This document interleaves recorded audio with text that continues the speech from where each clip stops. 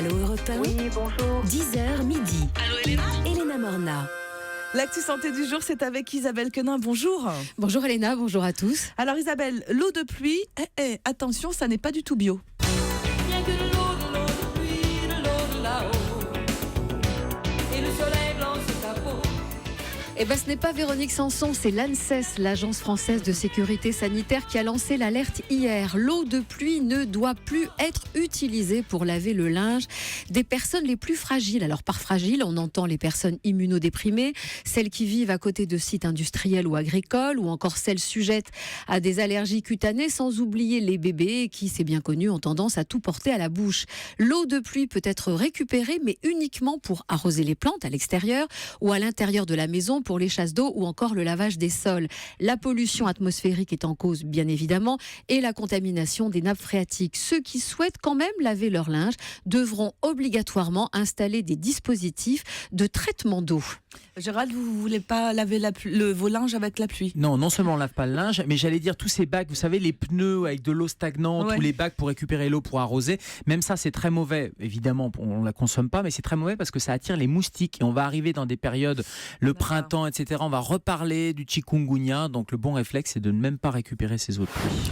Mickey veut faire manger des épinards à nos enfants. Qu'est-ce que c'est que cette histoire?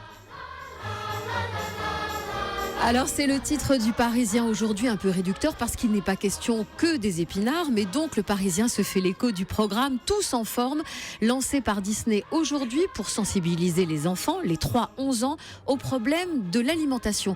En France, un enfant sur 5 est en surpoids et 450 000 sont obèses.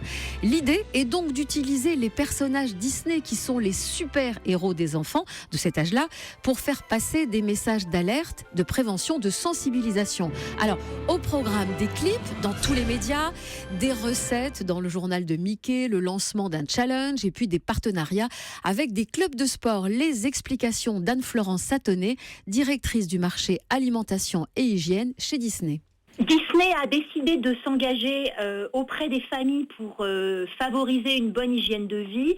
Tout d'abord parce qu'on a la chance d'avoir un lien très fort avec les enfants et avec les familles au travers de nos personnages. Et puis, on a aussi consulté beaucoup de spécialistes comme des nutritionnistes, comme des professionnels du sport, qui nous ont indiqué également que finalement, les parents n'avaient pas envie d'avoir des injonctions. Ils avaient au contraire besoin qu'on les accompagne. Par exemple, on sait aujourd'hui, d'après l'Association française de pédiatrie, que les enfants ne consomment pas suffisamment d'eau. Donc on sait que les enfants sont en déficit d'eau, qui a un impact sur la concentration, sur le sommeil et évidemment sur la forme physique. Donc on a créé des petites bouteilles en forme de personnages de la Reine des Neiges et on sait que ça facilite l'acceptation de l'eau pure par rapport à d'autres boissons sucrées par les enfants.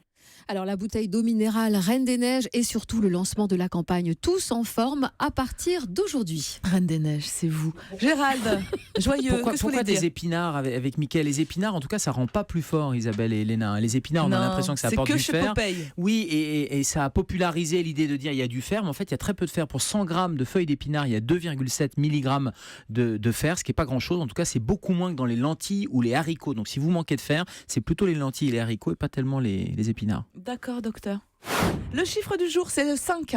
Alors comme 5 mois, l'âge de Teddy, un bébé anglais tout joufflu qui a sauvé la vie de sa maman. La maman s'appelle Sarah, depuis la naissance de Teddy, elle l'allaite. Sauf que brusquement, un jour, il refuse le sein droit. Il tète le sein gauche, mais pas le droit. Rien n'y fait, même affamé, rien. Alors Sarah, un peu inquiète quand même, qui comprend pas très bien ce qui se passe, va consulter son médecin qui prescrit des analyses et diagnostique un cancer au sein droit. Un cancer triple négatif, ça veut dire que c'est la forme la plus agressive qui soit du cancer du sein. Le cancer a dû changer le goût du lait et donc l'alerte donnée par Teddy a permis de sauver la vie de sa maman. Sarah a été opérée et on lui souhaite un prompt rétablissement. Oh oui, on le lui souhaite. Est-ce que c'est le goût? Est-ce que c'est l'olfaction? En tout cas, c'est l'instinct et ça, c'est extrêmement intéressant comme voie de recherche. Il y avait des animaux qui avaient été utilisés également avec un odorat très développé, mais ça, c'est intéressant en termes de détection.